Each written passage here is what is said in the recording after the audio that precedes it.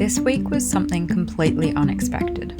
Living on the road comes with a lot of uncertainty, and you're often taking a chance on the unknown. But a combination of circumstance saw us heading inland to the small country town of Finch Hatton.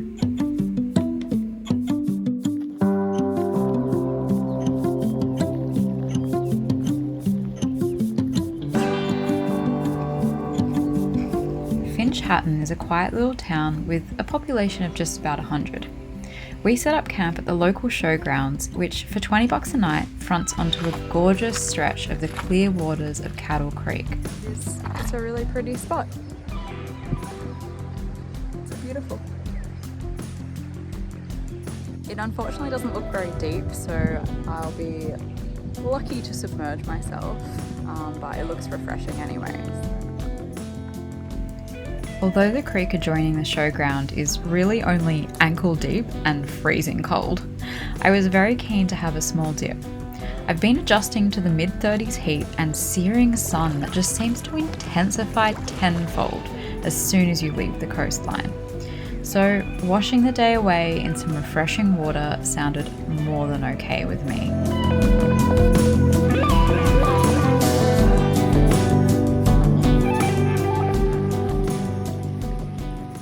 We're off to Finch Hatton Gorge, which I'm really excited about. It's only got positive reviews and looks sensational.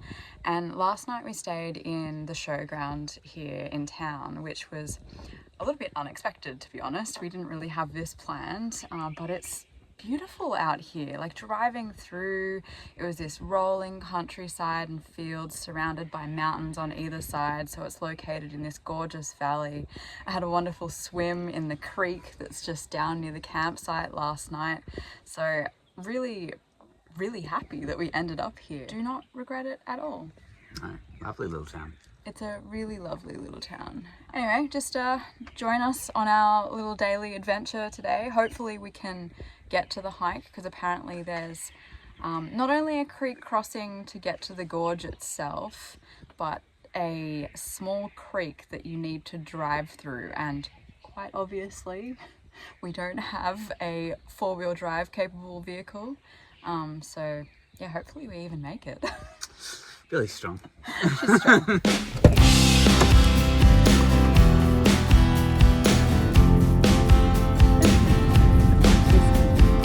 I had heard some real magic exists at Finch Hatton Gorge, so I was really excited to go and check it out. We made our way through the valley, through the sugarcane fields bordered by towering mountains and thick vegetation. It's always amazing when you go somewhere with zero expectations, and then the beauty of it all just absolutely blows your mind.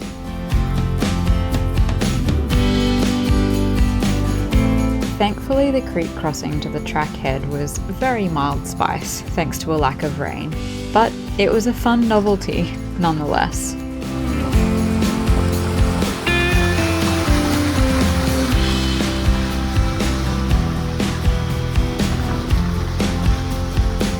is good because we're giving her wheels a wash.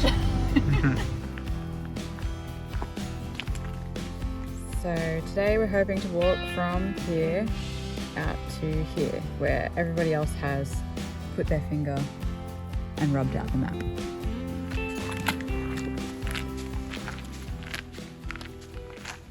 The reason that we're even out here this morning is that we had to apply for our postal votes for the New South Wales local government elections, and decided to get it posted to Airlie Beach Post Office. Hasn't arrived yet. Not really sure when it's going to arrive, and so we've just been floating around the area for a little while. We spent a night at Cape Hillsborough, which was sensational. Did a bit of stealth camping out there. The whole kangaroos on the beach situation is a little bit weird. There are 50 people to 2 kangaroos. We've woken up early because we were told that this place is filled with kangaroos in the morning. But it's filled with people instead. I guess you can't really complain when you are one of those people adding to the crowd. But there's maybe, I can see 2 kangaroos and 50 people. Very, very funny, but at least we're here to watch the sunrise. So there's a positive in everything. I'm here to people watch. Rowan's here to people watch, so that's perfect.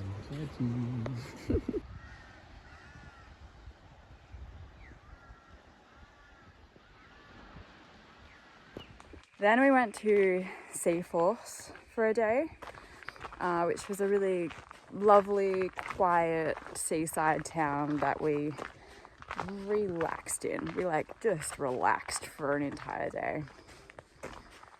And then we needed water, but we didn't have the right hose fitting for all of the taps that were in those towns. And so we had to drive out west, which has taken us here. I actually heard that it would be quite busy in this location. It's a popular spot for swimming, but I don't know, it's maybe like 8:30 in the morning now, and we were the only cars in the car park. So I'm pretty sure that we have these trails and the waterfall all to ourselves. Rowan's taken up trail running, apparently.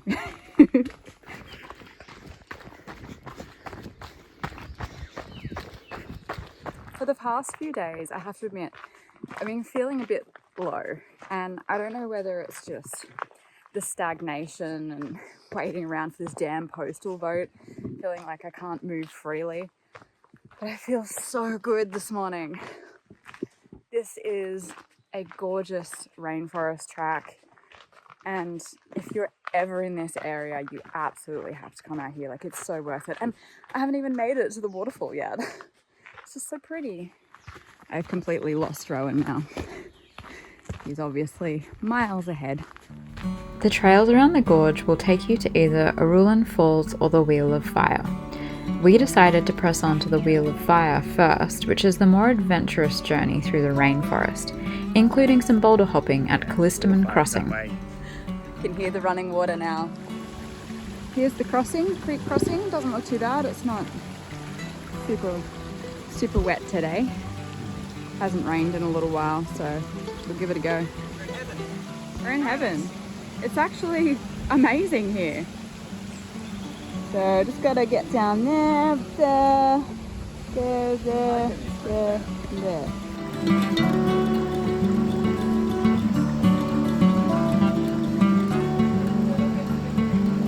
Everything here stings and bites. Full of challenges. Just makes things exciting.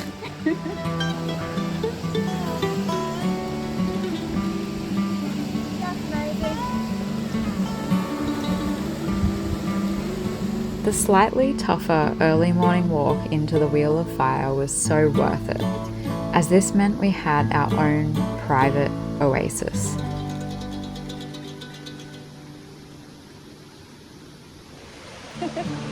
Ready?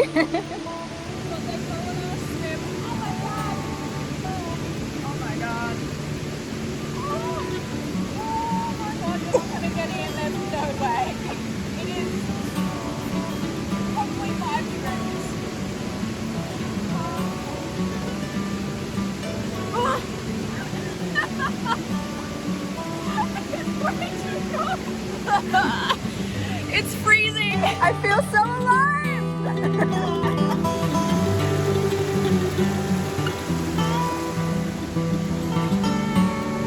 Alright, let's go to the other swimming hole. That would be warm.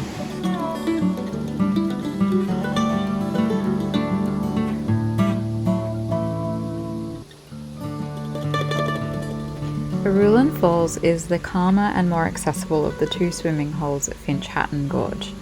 This did mean that it was a little more popular, but equally as beautiful in its own right. It was also just as cold.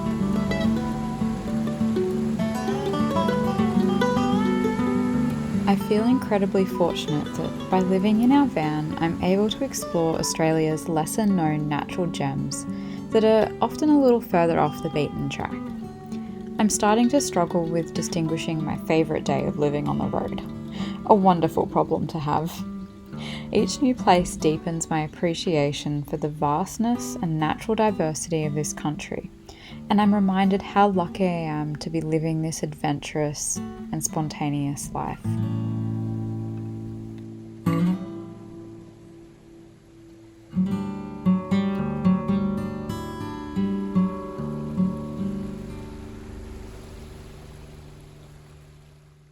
Back in the van now and have stopped at the wider end of Cattle Creek for a bit of lunch.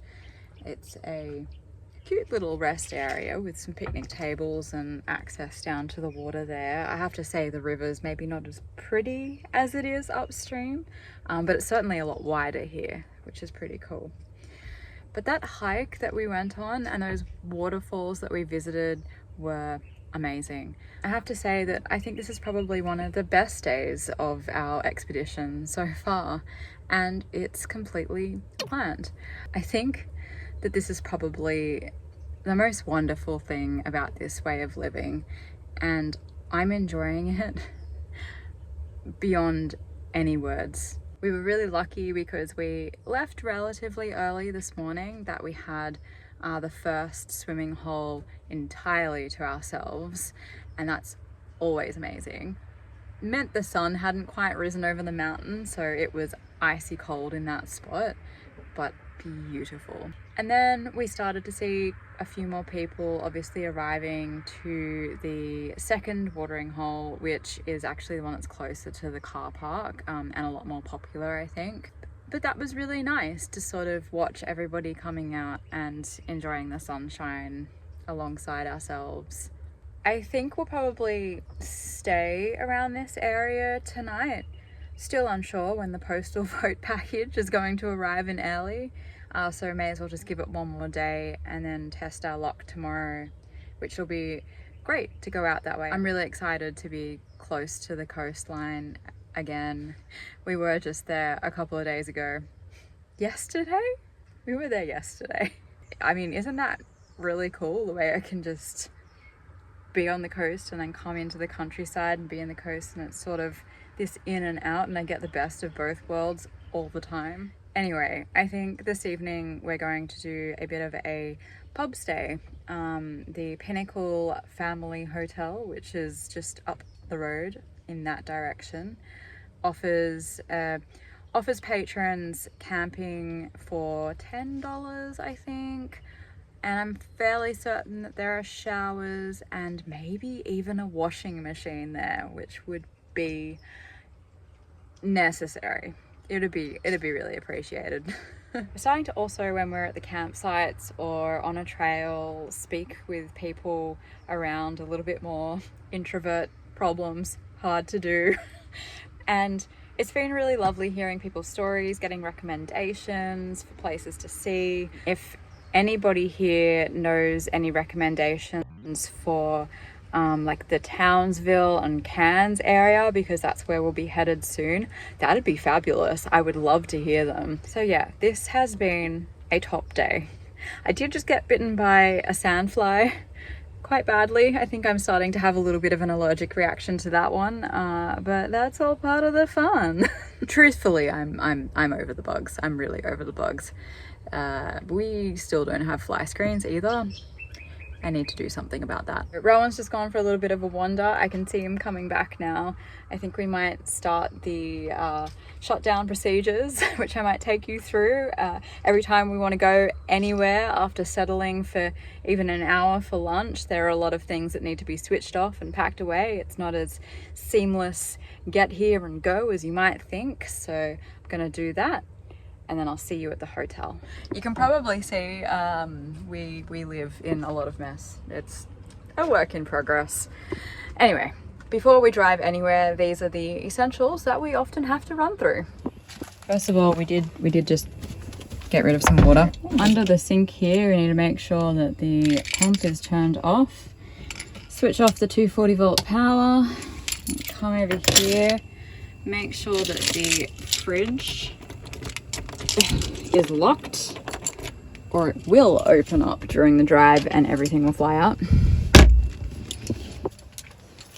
Come up here and we make sure that this elastic band is on the paper towels so they don't unravel. Wow, this is quite hard to do with one hand.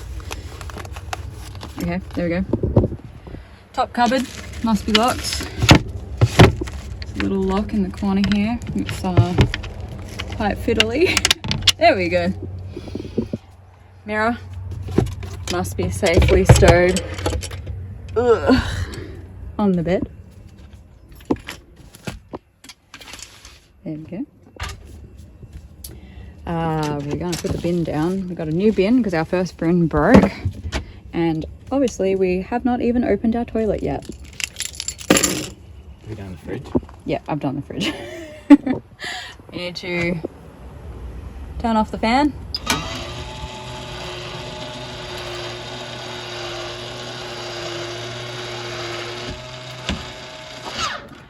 There are bugs stuck inside there, and yes, it does need a clean. And I cleaned it like a week ago. Then we step outside, come around the side here, and We actually have locked it. turn off the gas. And the very last thing that I like to do, which apparently is debatable whether or not you even have to do it, is turn off the water tap so that no water flows through the pipes while we're driving. That's my theory. I don't know. Someone correct me if I'm wrong. Just need to stick my hand in this mystery hole here. Turn off the water. And that's everything, I think. There's a lot to remember. Yes, there are other little things like making sure that water bottles are on the bed or in Rowan's hand. Put this up here. But I have already locked the fridge. 2 thumbs up, we're good to go.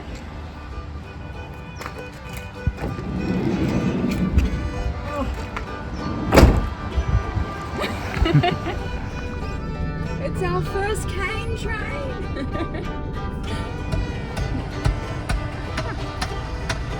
I've been waiting to see one of these.